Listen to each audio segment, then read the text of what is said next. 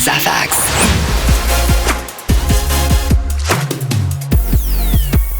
Treat your scripts like tweets or conversations between or with your listeners. Use their language, talk to them like they talk to their friends. Write to speak, not write to read.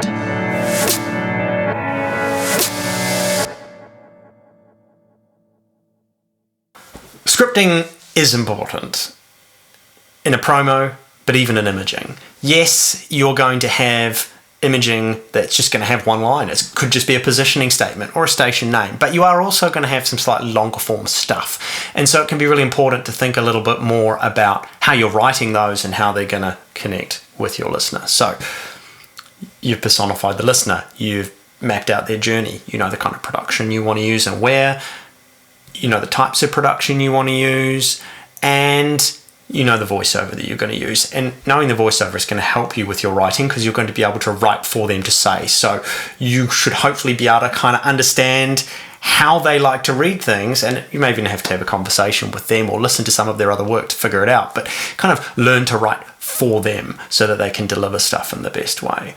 But all of that aside, you really do want to focus on the scripting because you want to resonate with the listener. I would like to say, as a quick aside, if you're someone that is just not comfortable with writing, don't write. Find someone that loves to write. Find someone that is happy to write, that enjoys figuring out the best ways to say things, different ways to say things, especially in radio where we say a lot of the same stuff quite a lot. So it can be nice to find different ways to say the things we say all the time. If you've got someone like that on your team or you have access to someone like that, use them. Don't feel obliged to do it yourself because what's really important is to resonate with the listener. And if resonating with the listener means someone else needs to write for you because you're a programmer and it's not your strong point, or you're a producer and you don't particularly like the writing, you like the building of it, then finding someone that can do that part for you I think is really important because you want to connect. So you want to have good scripts. Now, late in 2020, I did a webinar series about creative promo writing and producing.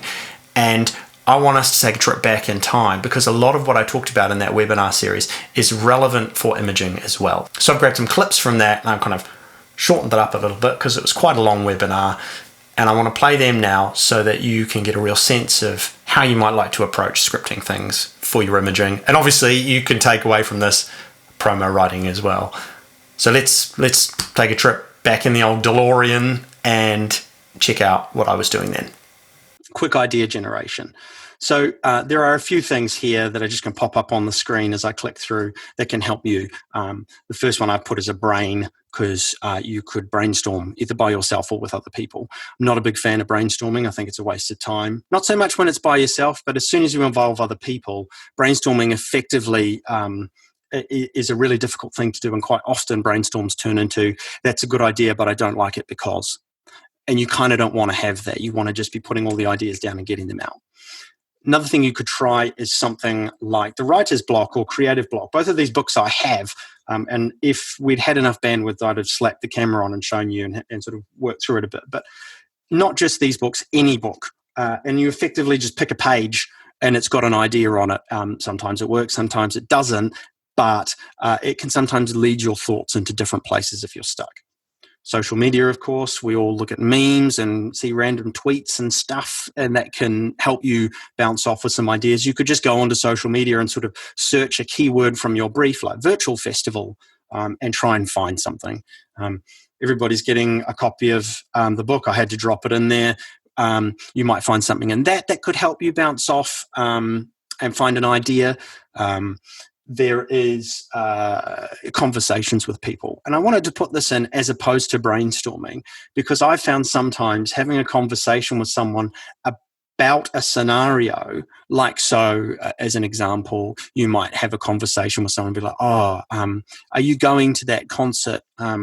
Yeah, I haven't got tickets. I'm feeling really bummed out about it. And, will you call me from it? Or you can start to roll your concept that you might have or some ideas off them and see, kind of gauge the response.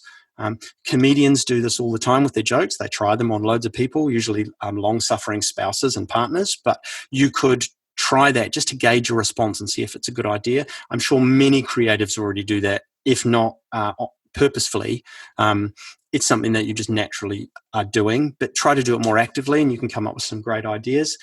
And the final idea here is just literally to just write. Just write. Just keep writing as much as you can. That's my favorite thing to do. I'm not so good at collaborating on ideas with other people. I'm much better to go away, write, pages and pages and pages of ideas and come back and present them. So that's another way that you could do it. So now I'm going to workshop my best idea. So we're going to pick the best idea or two, bulk them out with more explanation and maybe some extra scene setting. We're going to try to tie in necessary information from the brief into the idea. Maybe we'll write more than we need. If we can think of extra stuff to add in to sort of add some spice to it, now's a good time to do that. Anytime's a good time to do that. And we're not going to worry about length just yet because I think it's important to just get the whole concept out. So now what I want to do is kind of bulk the idea out. So I'm going to read it out loud. Did that, kind of. Hell no, loads of the stuff in that script was not how listeners actually talk. And there are definitely some slang terms. I mean, I've even used one. I've been interchanging dollars and bucks. So we could obviously update that and use bucks instead of dollars. Creative sins. Yes, I hate questions at the beginning of things. So we could definitely address that as well. A few turns of phrases like tune in and other bits and pieces that we can rewrite and change to make better. So short sentences, word economy, I liked playing with animation. So this is the next thing that I like to do. I won't do that. I won't bore you all with reading it out loud again, but identifying anything that we can rewrite shorter, unnecessary sentences, some of which we've sort of already addressed, which is fine, but there are some more things that we can look at. Superfluous details. Again, we've cut a load out already, but there might be more. This is where we're going to make all of the final stuff and really make this look like something that will sound great, which sounds weird, but I think it's a step that writers and producers do better than others at our stations that might write. So we're going to think about how we want it to sound in our head. Read it out loud a third time. Can you replace or enhance parts of the script with just sound? Absolutely, we can. Are there any additional twists or ideas we can think of? I mean, at any stage through this, you can add more stuff in if you think of something funny, but I always like to especially at this final stage, you might end up removing so much, you need to put something else extra in to give it some flair. And do we get feeling of flow and rhythm from the script, which can really help a producer if they've not written the script to kind of find how to put it together. So, most important thing, write directions on your script for the VO and the producer. If you're the producer, great, but still write it on there for your voiceover. Even if you're directing them, they're still going to have a script in front of them, I'd have thought. So make sure they've got it. They get the context and they understand the flow and the build of the promo. It's going to make such a difference. So there you go, a bit of a trip back in time, but really relevant, I think, still for imaging. Even though a lot of that was to do with promos, I think you can apply it to short-liners and topical imaging and the various statements and phrases you might like to use in imaging production. Just quickly to go over the key points from that again, generate ideas quickly using some of the methods described. Workshop the best ideas to see if you can't improve them further. Make sure you're writing in your listener's language, and that can be as simple as analysing some tweets that you're using or having a conversation with them or just searching out some of their videos on YouTube. You might be able to find people in your target market doing vlogs that you can get a sense of how they speak and how they talk and what language they use. Think about word economy. If you can say it shorter, say it shorter. And lastly, consider the final sound. So if you're not the person producing it, really think about how it should sound so that you're able to communicate that to the person that's voicing it, but also to the person that's producing it. And if you are producing it, then that's a little bit of an easier process because you can write it whilst hearing it in your head. But I think it's really important to consider the final sound because that also could lead itself to some different creative avenues that just don't involve clever scripting. Sometimes it can be a boring line, but how it's read can lead itself to a creative idea that you can do purely through post-production. So if you want to get hold of the full webinar series where we took an idea and a brief all the way through to a finished product, from writing it to mixing it to mastering it, you can check that out on the YouTube page. There's a little thing that should have appeared here that you can click that should take you to that. If you've got thoughts, feedback, comments, questions, please feel free to comment below, or you can get in touch by heading to the website, WIZZFX.com. There's a contact form there.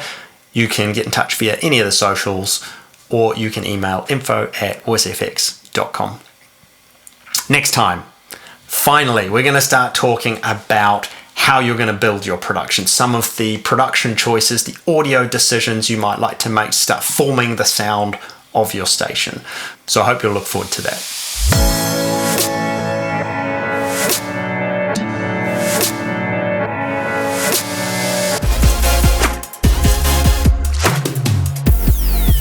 Custom imaging, sound design, music, WIZZFX.